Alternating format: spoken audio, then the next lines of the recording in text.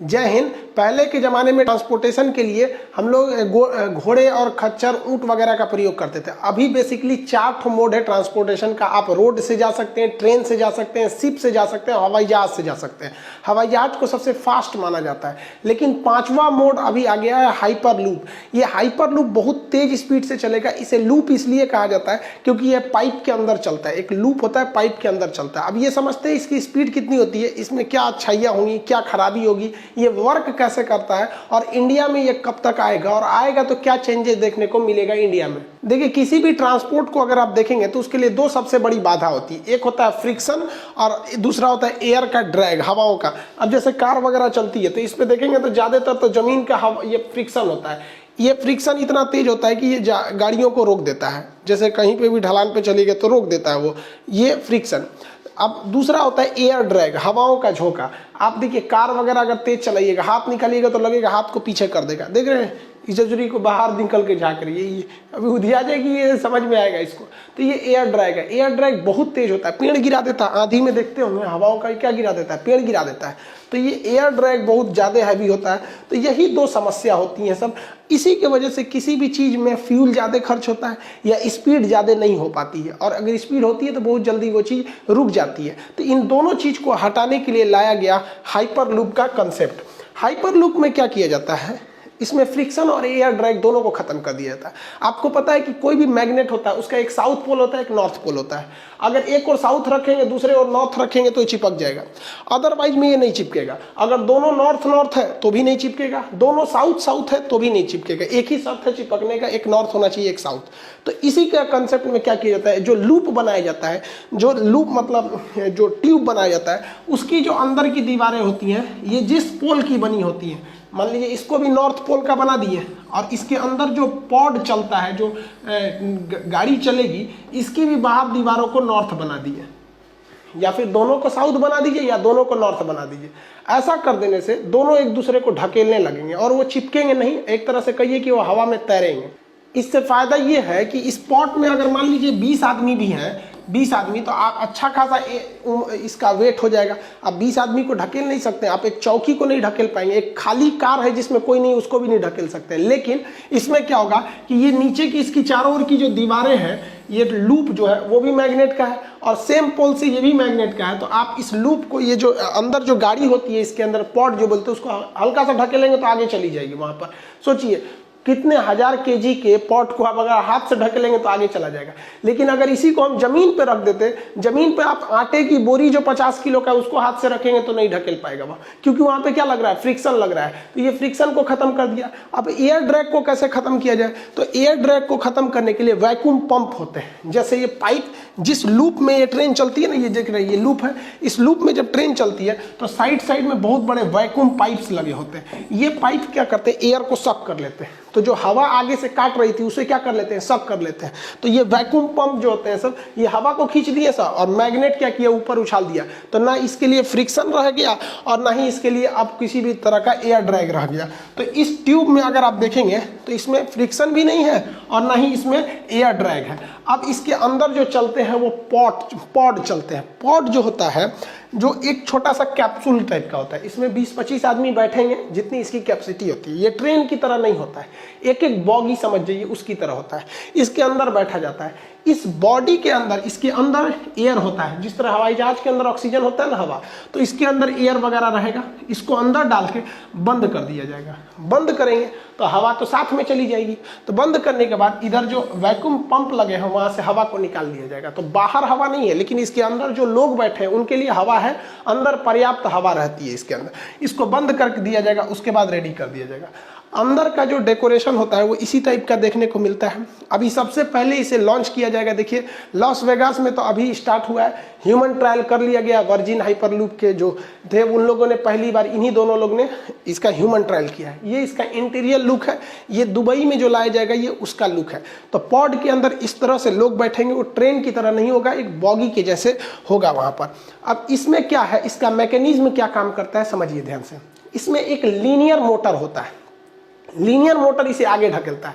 गोल घूमने वाले मोटर जो आप तो जानते हैं, लीनियर मोटर उसे कहते हैं जो किसी चीज को आगे ढकेलता है। तो इसमें एक लीनियर मोटर लगा रहेगा जो इस कंटिन्यूअस आगे क्या करेगा, ढकेलते रहेगा। फ्रिक्शन है नहीं, तेजी से भागेगा। लेकिन इसका जो वैक्यूम पंप है जो हवाओं को खींच लिया है, लेकिन कुछ ना कुछ हवाओं को वो छोड़ देता है। तो इसके लिए क्या किया जाएगा, इसके आगे एक फैन लगाया जाएगा। वो फैन क्या करेगा, आगे से हवाओं को खींच के पीछे की ओर फेंक देगा, जिससे क्या होगा, वो तेज और चलने लगेगा। आप कहेंगे कि सर फैन लगाने से तो बेवकूफ़ी है, और रियल में भी दिख रहा है। जब वैक्यूम पंप ने पूरी की पूरी एयर को सक कर लिया है, लगभग 95-96% एयर को सक कर लिया है, तो फिर इस फैन का काम क्या है भाई साहब, यही ब्रेक का काम करेगा उसमें। जब कभी भी रोकना है ना, तो इसीलिए 100% वैक्यूम नहीं छोड़ा जाता है, 90% ही हवा निकाली जाती है। 10% हवा रखना है कि उसी के बदौलत हमें ब्रेक लगाना है। तो आगे भी फैन रहते हैं और पीछे भी फैन रहते हैं। जब इसे चलना है तो ये ठीक डायरेक्शन में चलते हैं, रोकना है तो इसमें तो ब्रेक है नहीं, क्योंकि इसमें चक्के नहीं रहते हैं। चक्का रहेगा तो फिर तो ये तो घर्षण करने लगेगा, तो हवा में तैर रहा है।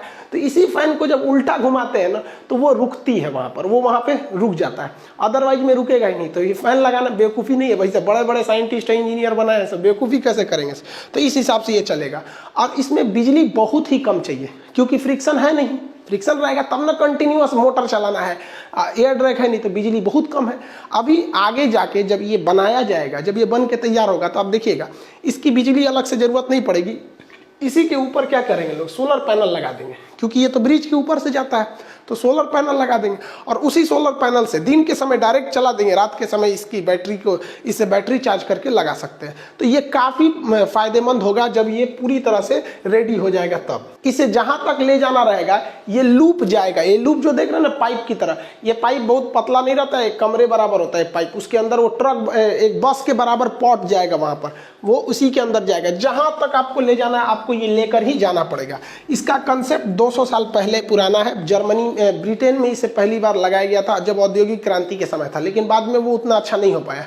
लेकिन इधर जो था, इलोन मस्क जो है, ये टेस्ला कंपनी के मालिक है, स्पेस एक्स इनका जानते हैं, इन्होंने इसको प्रोग्राम को आगे बढ़ाया। इलोन मस्क ने 2013 में ये कंसेप्ट दुनिया के सामने रखा और इन्होंने अच्छे से समझाया, क्योंकि 200 साल पहले जब ब्रिटेन के इंजीनियरों ने इसे बनाया था, तो उस समय वैक्यूम पंप वगैरह उतने अच्छे नहीं थे, लेकिन इन्होंने अच्छे से समझाया। और इसके लिए कोई उन्होंने कॉपीराइट वगैरह नहीं कराया, इसलिए ओपन सोर्स है, आप भी चाहें तो अपने घर बना सकते हैं, कोई दिक्कत नहीं है।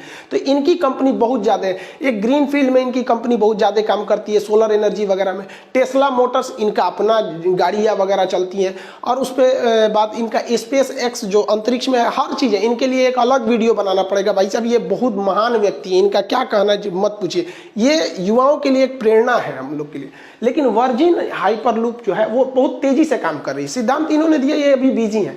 वर्जिन एयरलाइंस चलती है यूरोप में, उन्हीं का है वर्जिन हाइपरलूप। इनके पास पैसे ज़्यादा हैं, तो ये सेम कंसेप्ट को ले आके बहुत ज़्यादा वर्क कर रहे हैं। 2014 से ये काम कर रहे हैं। अलग अलग कंट्रीज में इनके मतलब वर्किंग चालू है, ताकि इसे यूज में लाया जा सके, इस हाइपरलूप को। देखिए, इस हाइपरलूप के कुछ फायदे भी होंगे तो कुछ घाटे भी होंगे। तो फायदा हम लोग पहले समझ जाते हैं। फायदा ये होगा कि इस पर मौसम का कोई असर नहीं पड़ेगा। बारिश हो रहा है, गर्मी हो रहा है, धूप है, कोई मतलब नहीं। बाहर क्या है कोई मतलब नहीं, ये तो पॉट के अंदर चल रहा है, अंदर से मौसम में क्या मतलब है। दूसरा फायदा है कि इससे जीव जंतु कम मरेंगे। ट्रेन से देखते हैं, कभी बकरी कट जाएगी, कभी गाय भैंस, हाथी तक टकरा जाते हैं। अगर कोई वन्य जीव से निकलती है ट्रेन, तो इसमें जीवों की दुर्घटना नहीं होगी। पर्यावरण को कोई लॉस नहीं होने वाला इससे, ना कोई धुआं निकलेगा, ना कार्बन उत्सर्जन होगा, कोई दिक्कत नहीं होने वाला इससे। और लेस एनर्जी है, ऊपर से सोलर से चार्ज होकर नीचे चल जाएगा। तो पर्यावरण के लिए इको फ्रेंडली है। जो अभी हम लोग पर्यावरण की समस्या को लेकर जूझ रहे हैं, उसके लिए बहुत अच्छा है। मेंटेनेंस इसमें बहुत कम है, ना बराबर है, क्योंकि घिसावट है ही नहीं है, तो फिर घिसेगा किस चीज के। मेंटेनेंस की सबसे बड़ी समस्या घिसावट के लिए आता है। आपका टायर क्यों घसता है? घिसावट के लिए। इंजन में मोबिल क्यों डालते हैं? घिसावट कम करने के लिए। हर जगह तो समस्या ग्रीसिंग मोबिल, घिसावट के लिए। तो फ्रिक्शन है ही नहीं है, तो मेंटेनेंस कम है। जब मेंटेनेंस कम है, तो इसका किराया बहुत ही कम रहने वाला है। और स्पीड तो मत पूछिए भाई साहब, 1200 किलोमीटर प्रति घंटा। जो जहाजें चलती हैं हम लोग की कमर्शियल, वो 600 किलोमीटर प्रति घंटा चलती है। तो ये हवाई जहाज से भी तेज चलने वाला है। 5वां मोड ऑफ ट्रांसपोर्टेशन ये है। लेकिन हर सिक्के के दो पहलू होते हैं। किसी चीज की अच्छाइयां तो खराबी भी होती है। इसकी कुछ खराबी है, उसको समझिए। पहला कि जब आप इसे स्टार्ट कीजिएगा तो शुरुआत में हैवी पैसा देना पड़ेगा, क्योंकि इसे हम लोग जमीन पे नहीं ले जाते हैं, कि जमीन पे ले ही नहीं जा सकते, जमीन उबड़ खाबड़ होती है, तो उसके लिए हमें ब्रिज पे ले जाना पड़ता है। तो पहले ह्यूज इन्वेस्टमेंट करना पड़ेगा, करोड़ों की खर्च आएगा। ये अलग बात है कि एक बार जब ये लग गया तो उसके बाद पैसे बहुत कम लगेंगे। तो भाई साहब रेलवे में भी बिछाने में क्या कम पैसा लगता है, रेलवे में भी तो करोड़ों रुपए लगते हैं, ट्रैक बिछाओ, ये करो वो करो। तो इसमें एक चीज़ है इन्वेस्टमेंट। दूसरा है कि इसमें पेड़ बहुत ज़्यादा काटे जाएंगे, क्योंकि इसकी स्पीड इतनी तेज है कि इसे बहुत सीधा रखना मजबूरी है। अब सीधे में कोई जंगल आ गया, पेड़ आ गया, काट दो वहाँ पर, तो खैर ये कोई बहुत बड़ा इशू नहीं है। अगर आप वहाँ से पेड़ काट देते हैं तो इसके अगल बगल में लगा भी दीजिए, उसी लगले सही हो जाएगा यहाँ पर, तो पेड़ को लॉस होगा। दूसरा इसमें इसके अंदर प्रेशर बहुत कम रहेगा, हालांकि स्पॉट के अंदर प्रेशर रहेगा लेकिन ट्यूब में प्रेशर कम रहेगा। तो उससे क्या होगा कि जो इंसान ज़्यादा सफ़र करने के आदी नहीं है तो उनको हल्का कान में दर्द वगैरह वोमिटिंग महसूस होगा। ये तो जहाज में भी महसूस किया जाता है, तो सेम यहाँ भी होगा। नॉर्मली होता है, कोई बहुत ज़्यादा रिस्क नहीं होता है। इसमें समस्या ये है कि अगर ब्रेक काम नहीं किया या इमरजेंसी में रोकना हुआ तो ससुरा दिक्कत हो जाएगा। इतना तेज स्पीड है, 1200 किलोमीटर प्रति घंटा, इतना तेज स्पीड है, जिस वजह से ये क्या होगा, बहुत ज़्यादा समस्या आ जाएगी। अब खुद सोचिए, हिंदुस्तान को आर पार कर जाएगा 3 घंटे में, कश्मीर से कन्याकुमारी 3 घंटे में, 12×36 3 घंटे में आर पार कर जाएगा। सोचिए कितना जबरदस्त इसकी स्पीड रहेगी। तो ये एक समस्या इसमें बहुत ज़्यादा आएगी। मतलब इसमें कोई भी सफ़र आप मिनटों में कर सकते हैं। अगर आपको जाना है मुंबई से पुणे, तो जो 3 घंटे लगते थे ये उसको तय करेगा 22 मिनट में, खट से पहुंचा देगा। इसमें एक और समस्या क्या है कि इसमें केवल एक पॉड जा सकते हैं। ट्रेन की तरह बॉगी दर बॉगी जोड़ के लंबा नहीं कर सकते, एक एक पॉड जाएगा, यानी एक चला गया ना तो उस रास्ते पे जब दूसरा तब तक नहीं जाएगा जब तक वो पहुंच नहीं जाता है। तो एक गया तो फिर अगला, मान लीजिए 20 मिनट का रास्ता है तो अगला 20 मिनट उसके पीछे जाएगा। ये फिलहाल की है, लेकिन ऐसा नहीं है। जब भी कोई चीज़ का इनोवेशन होता है, आप खुद देखिए, जब पहली मोबाइल आई थी जो इतना बड़ा था, लोढ़ा बराबर, और आजकल का मोबाइल देखिए, तो ये शुरुआत में भले ये है कि एक पॉट है, लेकिन आगे जाकर इसमें नए नए खोज होंगे और ये एक लंबी ट्रेन का रूप ले सकता है आगे जाकर। जब मोबाइल बना था तो किसी को नहीं पता था कि एंड्रॉइड और आईफोन इतना तगड़ा मार्केट कब्जा करेंगे। सबसे बड़ी समस्या इसमें भूकंप को लिया जा रहा है। देखिए, जब कभी भी आपकी गाड़ी की स्पीड कम रहती है ना, तो हल्का झटका भी उसको कोई दिक्कत नहीं होता है, लेकिन स्पीड ज़्यादा होने की वजह से थोड़ा सा भी झटका लगाएंगे तो बहुत तेज मारेगा स्पीड की वजह से। तो इतना तेज ये भाग रहा है, उसमें हल्का झटका मार देंगे भूकंप से तो तोड़ के बाहर निकल जाएगा। तो इसमें सबसे ज़्यादा रिस्क दुर्घटना की है। किसी भी वजह से अगर दुर्घटना हुआ तो एरोप्लेन में और हाइपरलूप में स्पीड ज़्यादा होने की वजह से इसमें लोगों का बचना बहुत मुश्किल है। लेकिन इतना तो कह ही सकते हैं कि एरोप्लेन से ज़्यादा सुरक्षित है, क्योंकि अगर एरोप्लेन गिरा ना भाई साहब, बचने का चांस बहुत कम है, ना बराबर है वहाँ पर।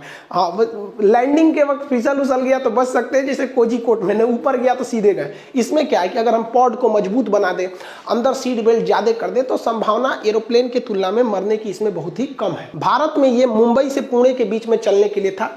वर्जिन हाइपरलूप इसको बनाने की तैयारी में थी। उस वक्त महाराष्ट्र में देवेंद्र फडणवीस जी की सरकार थी, इन्होंने इसे अप्रूवल दिया था। लेकिन जब सरकार बदल गई, उद्धव ठाकरे साहब की जब सरकार आई, तो इसमें इस प्रोग्राम को रोक दिया गया और कहा गया कि ये बहुत खर्चीला है, इसे किसी अन्य देश में या किसी अन्य स्थान पर ट्रायल किया जाए, अगर सक्सेस हो जाएगा तो हम भी ले आ देंगे।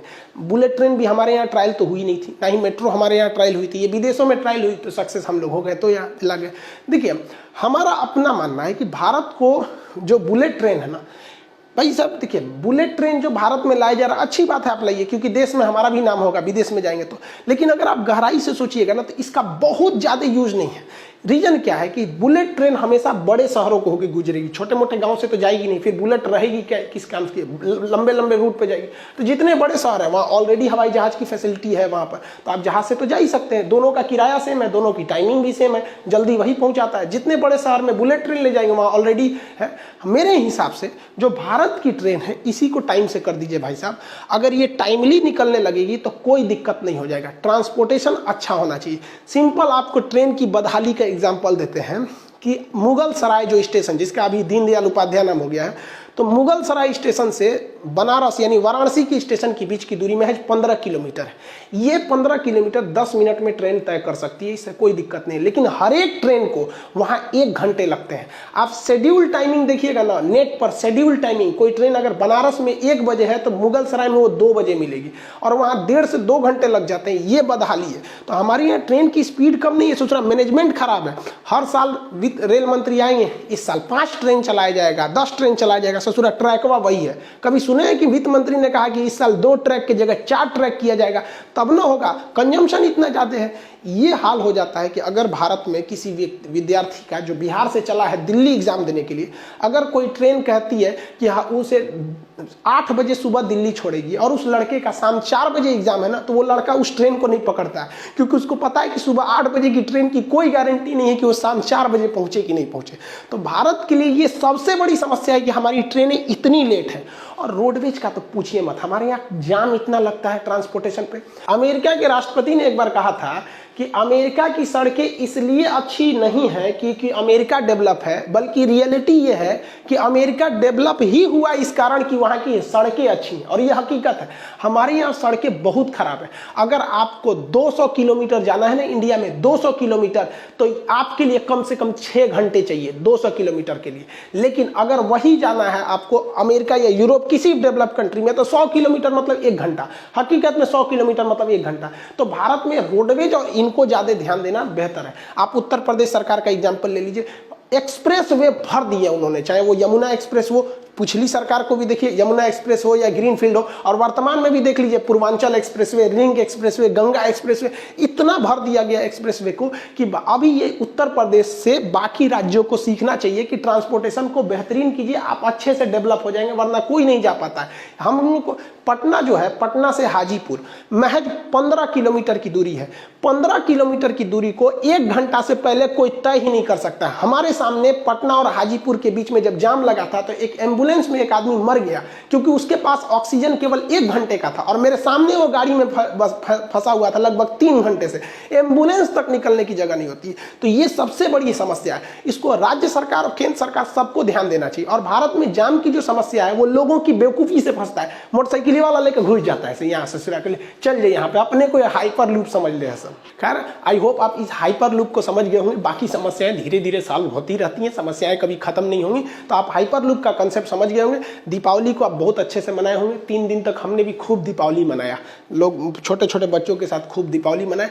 3 दिन कंप्लीट स्ट्रेस लिए। लड़कों के साथ हम लोग गेम वोम खेल रहे थे, फ्री फायर हम बहुत ज़बरदस्त खेले, 8 की लिंक किए। आपको डिस्क्रिप्शन में लिंक देते हैं, देखिएगा, आप कंफ्यूज हो जाएंगे कि हम इतना खतरनाक कैसे खेल सकते हैं। खैर मिलेंगे अगले क्लास में। जय हिंद।